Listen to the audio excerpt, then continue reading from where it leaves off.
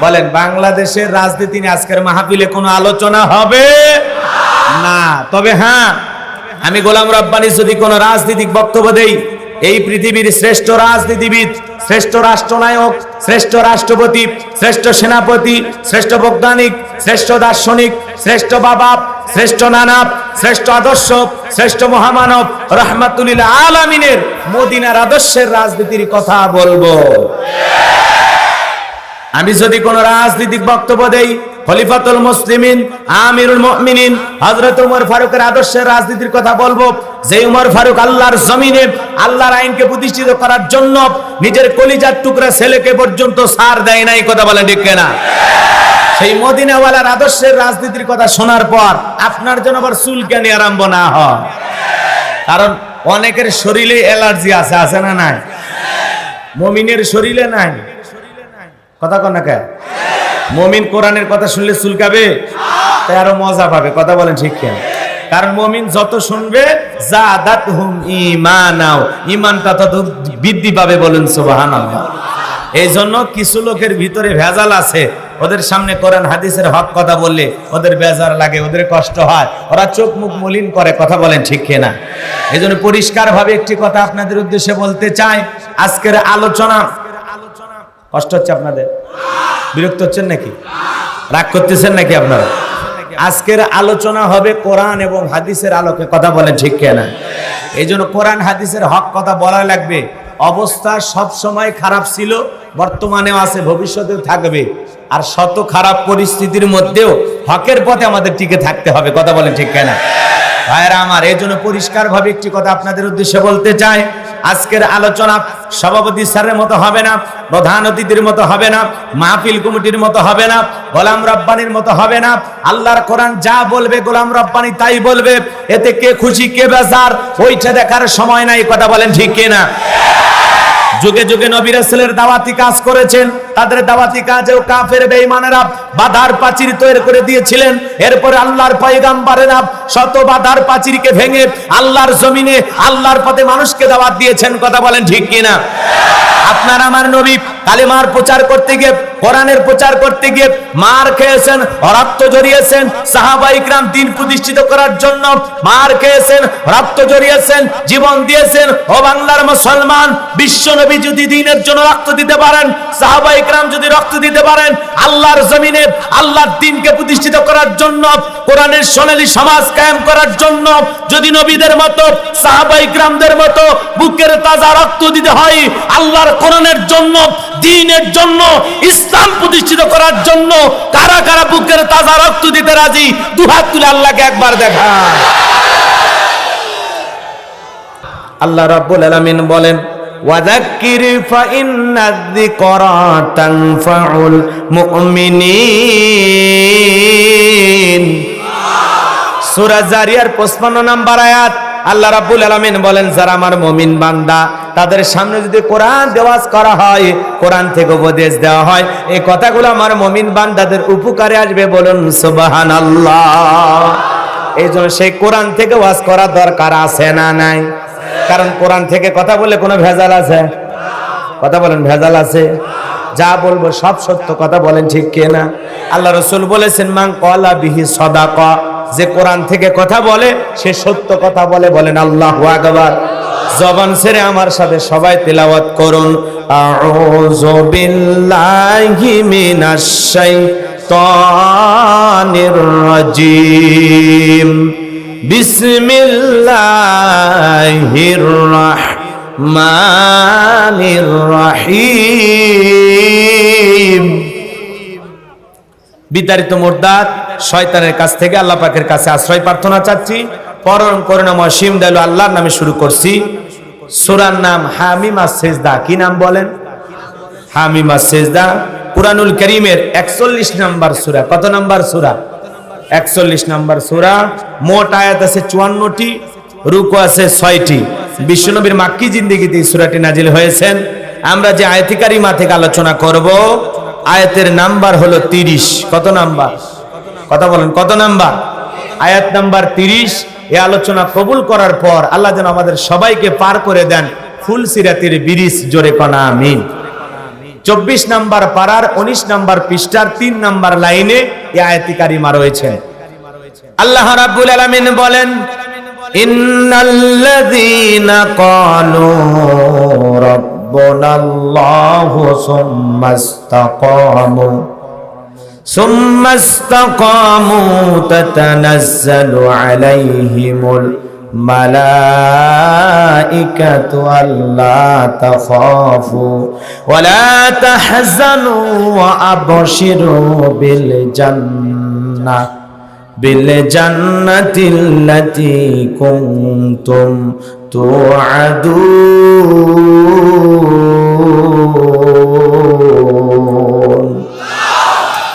আল্লাহ রাব্বুল আলামিন বলেন, ইন্নাল্লাযীনা ক্বালু রাব্বুনাল্লাহ, নিশ্চয়ই যারা বলে আমি তাদের রব, আমাদের রব কে? আসমানের দিকে একটা হাত তুলে সাক্ষী দিয়ে বলেন তো আমাদের রব কে? আর একটু জোরে ডাক দিয়ে বলেন তো আমাদের রব কে? কলিজারে সবটুকু আবেগ ভালোবাসা নিয়ে চিৎকারে মেরে বলেন তো আমাদের রব কে? আরো জোরে বলেন তো কে? হাত নামান। আমরা বললাম আমাদের রব, আরো জোরে বলেন। আল্লাহ রাব্বুল আলামিন বলেন, ইন্নাল্লাযীনা ক্বালু রাব্বুনাল্লাহ, নিশ্চয়ই যারা বলে আমি তাদের রব। রূহের জগতে আল্লাহ রাব্বুল আলামিন আপনাকে আমাকে প্রশ্ন করে বলেছিলেন, আলাস্তু বিরাব্বিকুম, আমি কি তোমাদের রব নই? সেদিন আপনি আমি সবাই জবাব দিয়ে বলেছিলাম, ক্বালু বালা, অবশ্যই আপনি আমাদের রব। আল্লাহ আমাদের রব, এতে কোনো সন্দেহ আছে? কথা বলেন, সন্দেহ আছে? চিৎকার মেরে বলেন তো আমাদের রব কে? আমাদের রব কে? এই যে আল্লাহ আল্লাহ বলে ডাক দিলাম, আমাদের আল্লাহ খুশি না বেজা?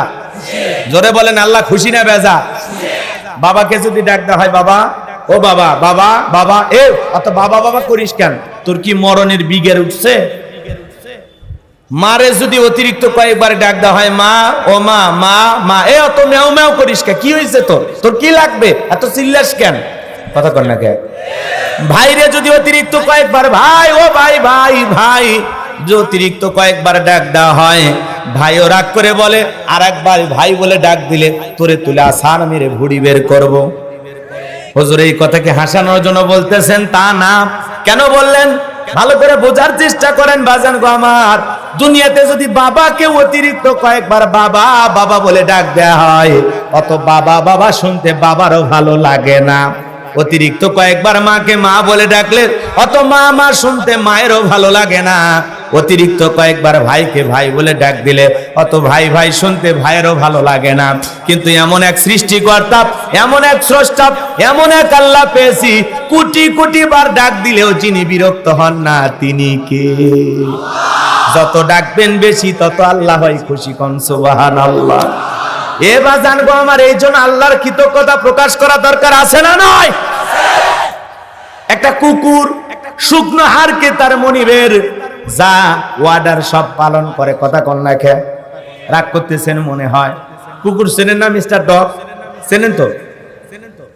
একজনের বাড়িতে যদি থাকে, ওই বাড়ির লোক যদি গরুর গোশত খায়, গরুর গোশত খাইতে গিয়ে যে হাতটা চিবাইতে পারলো না, যে হাতটা চাবায়া চাবায়া খাওয়া সম্ভব না, ওই হাতটা যখন চিবাইতে না পেরে নিজে ব্যর্থ হয়ে ডাক দেয়, লালু কই গেলি?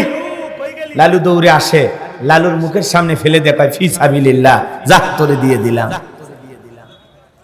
লালু মনে মনে বলে, বুঝতে পারছি বস, আপনি ফেল করছেন, আমি ফেল করার না। লালু ওই শুকনো হাড় খেয়ে, রোদ নাই, বৃষ্টি নাই, ঝড় নাই, তুফান নাই, মালিকের বাড়ি পাহারা দেয়। কথা বলেন ঠিক কিনা? অপরিচিত কোনো মানুষ যদি ওই বাড়িতে ঢোকে, ওই লালু দেখা মাত্র, তোমার বাড়ি কই? কোন গ্রামে বাড়ি? কেন আসছো এই বাড়িতে? কার সাথে পরিচয়? কার সাথে দেখা করবা? কথা কর না। বাড়ির ভিতরে লোক সঙ্গ বলে, এ লালু চুপ, লোকটাকে আসতে দে। তখন বলতেছে, ও ওনার পরিচিত, তাহলে ঠিক আছে ভিতরে যান, আমিও দেখি কেমন পরিচিত। কথা কর না। এবার ওই বাড়ির মালিক আর আগন্ত ব্যক্তি দুইজন মিলে যখন গল্প করে, কুকুর নেজ নাড়ায় আর চতুর্দিক দিয়ে ঘোরে। কথা কর না। একবার মালিকের দিকে চায়, আর একবার ওই লোকের দিকে চায়। একবার মালিকের দিকে চায়, আর একবার ওই লোকের দিকে চায়। তার মানে মালিক রে বুঝায়, খালি বলেন লোকটারে চেনেন না, কামরায় ওর জীবনের 12টা বাজায় দেন। মালিক যখন এর ঘোরাফেরা দেখে বলে, যা এখান থেকে যা, সে খামাখা, এই যা যা লালু যা। তখন বলে ও আপনার পরিচিত, আগে বলবেন তো, খামাখাই ডিউটি করলাম। তার মানে কি আসলে হাসানোর জন্য কথাগুলো বলতেছি? একটা কুকুর শুকনো হাড় খেয়ে তার মালিকের বাড়ি পাহারা দেয়, ঝড় নাই বৃষ্টি নাই। আর আল্লাহ পাক এত নিয়ামত আপনাকে আমাকে দিয়েছেন, তারপরে আমরা আল্লাহ চিনি না, মনিব চিনি না, রব চিনি না। কথা বলেন ঠিক কিনা?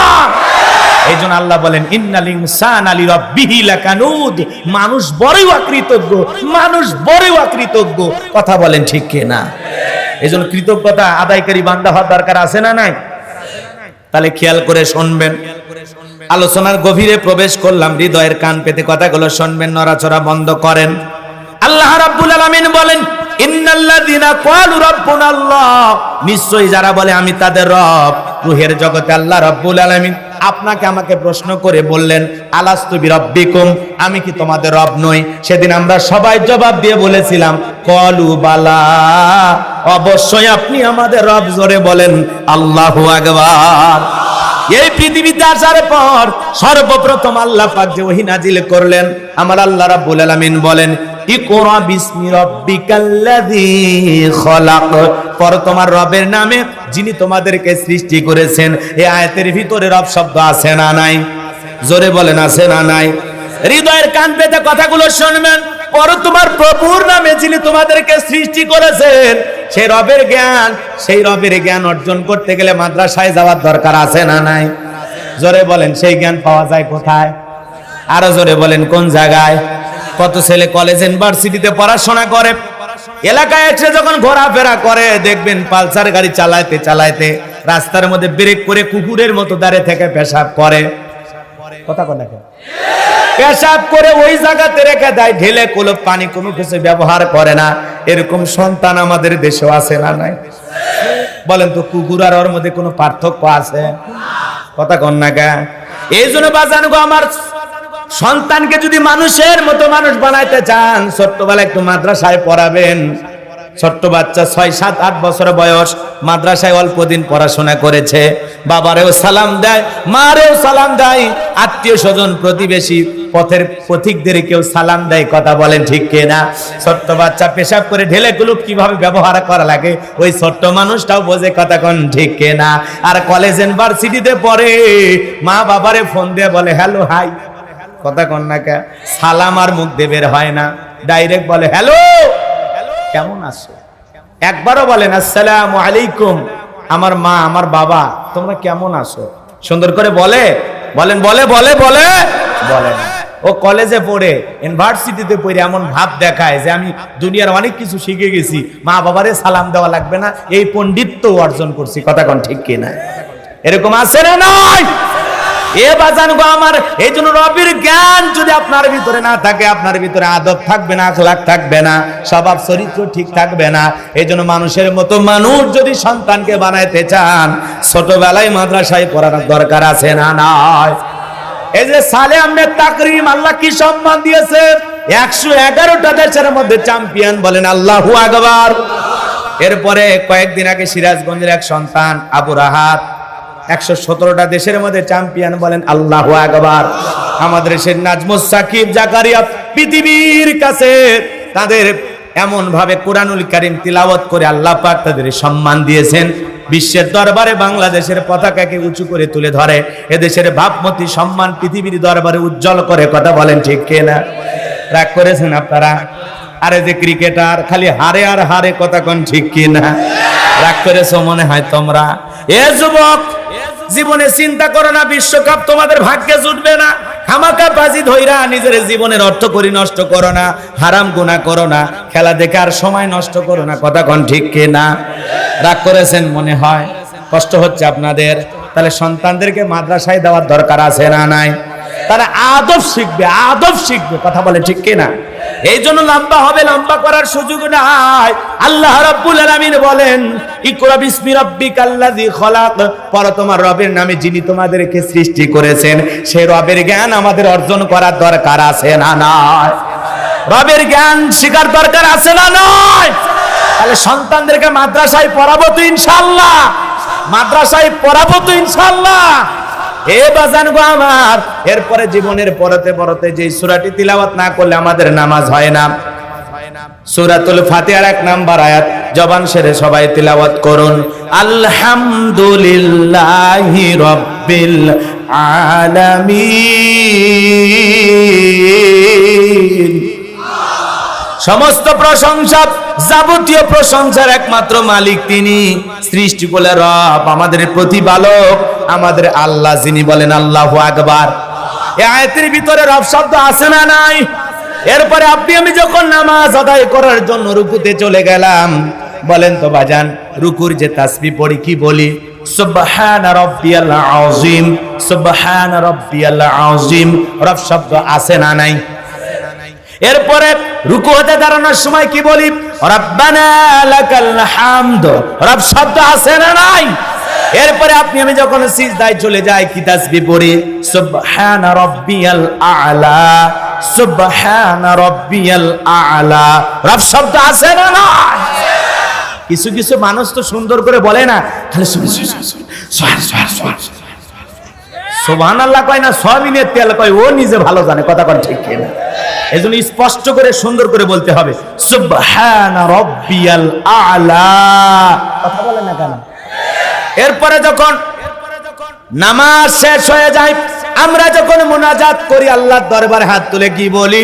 রব্বানা আতিনা ফিদ দুনিয়া হাসানাতাও ওয়া ফিল আখিরাতি হাসানাতাও ওয়া কিনা আযাবান নার। আল্লাহু আকবার বলেন।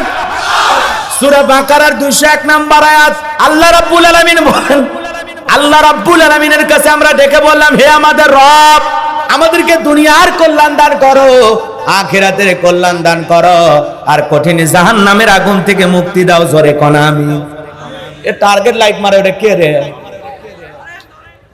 ও মানুষের বাচ্চা না অন্য কারো বাচ্চা? এটা কি যাত্রার প্যান্ডেল? এই বেয়াদব, থামেন। ভেজাল আছে বোঝেননি, ফ্যাক্টরির ডিস্টার্ব। আর বাপ মা ভালো হলে সন্তান এরকম করে নাকি? বেয়াদব ছেলে কোথাকার। একবার না দুইবার না তিনবার মারলাম, আমি একবার ভুল করে মারছে, মাফ করে দিলাম। বাড়ির যা কারে দেখতে মন চায় টার্গেট লাইট মেরে দেখ। আমার মতোই পুরুষ মানুষকে দেখে তো লাভ নেই, কথা কন না কে? কষ্ট হচ্ছে আপনাদের? লিল্লাহে তাকবীর। হয়তো অনেকে মন খারাপ করতেছেন, সামনে যাই বুঝে দেবো নি যে আসলে হুজুরের কথা কেন বললেন। সামনে গেলে একটু লাইন মতো আলোচনা আছে, ওই জায়গায় যা হালকা করে মা বোনদের নিয়ে কিছু কথা বলবো ইনশাআল্লাহ। রাগ করতেছেন বাজান গো আমার? আল্লাহর কাছে তাহলে সবকিছু বলি, কথা বলে ঠিক কি না? হে আমাদের রব, আমাদেরকে দুনিয়ার কল্যাণ দাও, আখিরাতের কল্যাণ দাও, আর ওই জাহান্নামের আগুন থেকে মুক্তি দাও। তাহলে ইহকাল পরকালের কল্যাণ দেওয়ার একমাত্র মালিক কে? জাহান্নাম থেকে মুক্তি দেওয়ার মালিক কে? জীবনের পরতে পরতে সব জায়গায় রব। পবিত্র কোরআনুল কারীমের 1 নয় 2 নয় 175 জায়গায় রব শব্দ আছে, বলেন আল্লাহু আকবার। এরপরে পবিত্র কোরআনুল কারীমের সর্বশেষ যে সূরা, সূরাটির নাম হলো নাস, তার 1 নাম্বার আয়াত কুল আউযু বিরাব্বিন নাস। এই আয়াতের ভিতরে রব শব্দ আছে না নাই? এ বাজান গো আমার, হৃদয়ের কান পেতে কথাগুলো শুনবেন। জীবনের পরতে পরতে আপনি আমি যেদিন মারা যাব, মসজিদের মাইকে যখন এলান জারি হবে, এই গ্রামের অমুক ব্যক্তি বেঁচে নাই, ইন্না লিল্লাহি ওয়া ইন্না ইলাইহি রাজিউন। আপনার আমার মৃত্যুর সংবাদ শোনার পর ছেলেটা কেঁদে বলবে বাবা নাই, মেয়েটা কেঁদে বলবে বাবা নাই, প্রিয়তমা স্ত্রী কেঁদে বলবে আমার স্বামী নাই, মা বাবা বেঁচে থাকলে বলবে কলিজার টুকরা আমার নাই, আত্মীয় স্বজন সবাই চোখের পানি ছেড়ে দিয়ে কান্না করবে আপনাকে আমাকে শেষ বিদায় জানানোর জন্য। কথা বলেন ঠিক কিনা? আপনি আমি মুসলমান, সবাইকে একদিন মৃত্যুবরণ করতে হবে। কুল্লু নাফসিন যায়কাতুল মাউত, সবাইকে মৃত্যুর স্বাদ একদিন গ্রহণ করতে হবে। কথা বলেন ঠিক কিনা? এই মৃত্যুর স্বাদ বলতে বাজান, দুনিয়াতে মিষ্টি খাইলে যেমন মিঠা লাগে, নিম পাতা খাইলে মিঠা লাগে না, তিতা লাগে। মুমিনের মৃত্যুটা হবে মিঠা, আর বেঈমানের মৃত্যুটা হবে তিতা। কথা বলেন ঠিক কিনা? এ জান গো আমার, আপনি আমি যখন মারা যাব, এই দেখে রঙিন পোশাক কইলা আরে বাজান আপনাকে আমায় গোসল করাইয়া দিয়া সাদা কাপনের মধ্যে মোড়াইয়া চকলেটের মতো মোড়াইয়া আতর সুরমা লাগায়া মসজিদের খাটিয়াতে তুইলা চারজন বরযাত্রী এক কদম দুই কদম করে কবরস্থান পর্যন্ত নিয়ে যাবে। এ বাজান গো আমার, ওই কবরের ভিতরে আপনাকে আমাকে রাখার জন্য একে একে তিনজন ব্যক্তি কবরে নামবে। একে একে আপনার আমার লাশটা ধরে কবরের ভিতরে রেখে দিয়া, আহা বাজান গো আমার, আপনাকে আমাকে কবরে রাখার পর দূর আকাশটা একটু একটু দেখা যায়। এরপরে যখন বাঁশের বিছানা বিছায় দেবে, ওই বাঁশের ছিদ্র দিয়ে হালকা করে একটু আকাশ দেখা যায়। এরপরে যখন কলার পাতা পাটি বিছা দিয়া তার উপরে যখন মাটি দিয়ে দেবে, কবর দিয়ে আর কোনো কিছু দেখা যাবে না, পুরো কবরটা হয়ে যাবে অন্ধকার। আত্মীয় স্বজন সবাই মাটি দিয়ে কদম মেরে মেরে বাড়ির দিকে রওনা করবে। ওদের পাওয়ার আওয়াজ আপনি আমি শুনতে পাবো, চিৎকার মেরে ডেকে বলবো, একা রাইখা যাও না, আমারে সঙ্গে নিয়ে যাও, আমারে একা রাইখা যাও না। আপনার আমার চিৎকার কেউ শুনতে পারবে না। ওই কবর বড় কঠিন জায়গা। আমার নবীজি বলেন যে কবরে চলে গেল তার চাইতে অসহায় আর কেউ নাই। যেই কবরের ডানে মাটি বামে মাটি, মাটির হবে বিছানা, ওপরেতে বাঁশের ছাউনি, কবর নাম তার ঠিকানা। ওই কবর বড় কঠিন জায়গা। ওসমানের মতো সাহাবী কবর দেখে চোখের পানি ছেড়ে দিয়া কান্না করেন। সাহাবীরা জিজ্ঞাসা করেন, ভাই উসমান আপনি কেন কান্না করেন? উসমান দিকে বলেন, এই কবর হলো প্রত্যেকটা মানুষের প্রথম মঞ্জিল, প্রথম স্টেশন, প্রথম ঘাঁটি। এই কবরে তিনটা প্রশ্ন করা হবে। এই তিনটা প্রশ্নের সঠিক জবাব যে দিতে পারবে, সঠিক উত্তর যে দিতে পারবে, তার মিজান ফুল সিরাতে টেনশন নাই। আর যে কবরের উত্তরগুলো প্রশ্নের জবাব সঠিকভাবে দিতে পারবে না, কবরের জবাবের উত্তর দিতে পারবে না, তার আর বাঁচার কোনো উপায় নাই। এই জন্য ওসমানের মতো জান্নাতের সার্টিফিকেট প্রাপ্ত সাহাবী এরপরে কবর দেখে কান্না করেন। কথা বলেন ঠিক কি না? এই জন্য আপনার আমার নবী বলেন, ক্বালা ক্বালা রাসূলুল্লাহ সাল্লাল্লাহু আলাইহি সাল্লাম, ইন্নামাল কুবুরু রাউযাতুম মিন রিয়াদিল জান্নাহ আও হুফরাতুম মিন হুফারিন নার। রাহু তিরমিজি। বিশ্বনবী ডেকে বলেন, যে ব্যক্তির আমল ভালো, মৃত্যুর সঙ্গে সঙ্গে আল্লাহ রাব্বুল আলামিন তার কবরটাকে জান্নাতের বাগান বানায় দিবেন। আর যে ব্যক্তির আমল খারাপ, আও হুফরাতুম মিন হুফারিন নার, তার কবরটা হবে জাহান্নামের আগুনের গর্ত। এ বাজার গো আবার, একবার যদি কারো কবর জাহান্নামের গর্তে পরিণত হয়ে যায়, কেউ যদি গুনাহ নিয়ে কবরের ভিতরে চলে যায়, ওই কবরের ডানের মাটি বামে চলে যাবে, বামের মাটি ডানে চলে যাবে, দেহটাকে এমন চোরে চাপ দেবে গো, দেহের হাড়গুলো চূর্ণ বিচূর্ণ হয়ে যাবে। লোকটা চোখের পানি ছেড়ে দিয়া কান্না করবে, চিৎকার মারবে, হাজারি করবে, যন্ত্রণা সহ্য করতে পারবে না। কবরের বিষাক্ত সাপ আছে বাজার, একবার যদি সবল দেয়, পা থেকে মাথা পর্যন্ত বিষের যন্ত্রণায় জ্বলে যাবে রে বাজান গো আমার।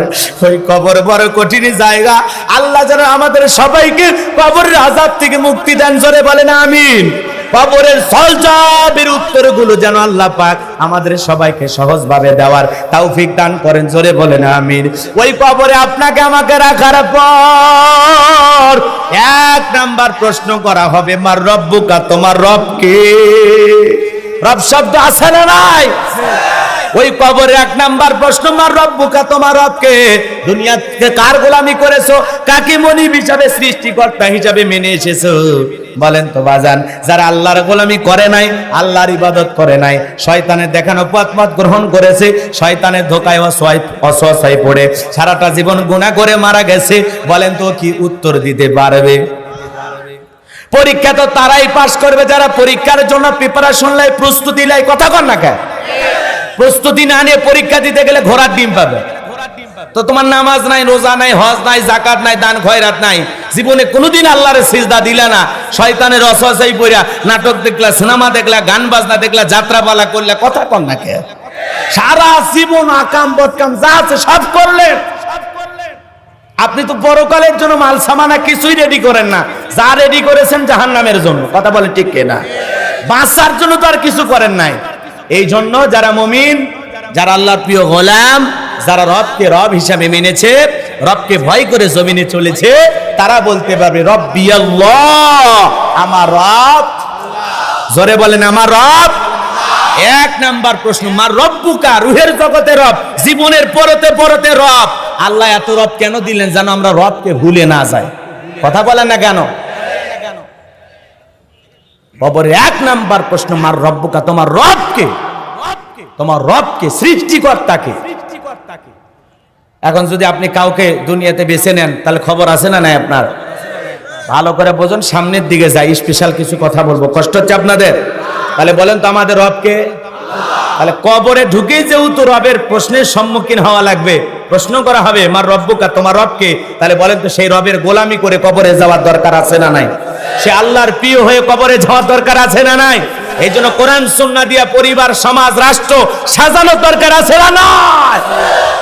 কোরআন দিয়ে জীবন সাজাইতে হবে, কোরআন সুন্নাহ দিয়ে আপনাকে জীবন সাজাইতে হবে। রাসূল যেভাবে বলেছেন এই জমিনে সেভাবে চলতে হবে। কথা বলেন ঠিক কিনা? রাগ করেছেন মনে হয়? তাহলে ইমানদারের অন্তরে কার ভয় থাকবে? রবের ভয়। বলেন কার ভয়? নাকি রবের ভয়? রবকে ভয় করবে তারা যারা দুর্নীতিবাজ, সন্ত্রাস, সাদাবাজ,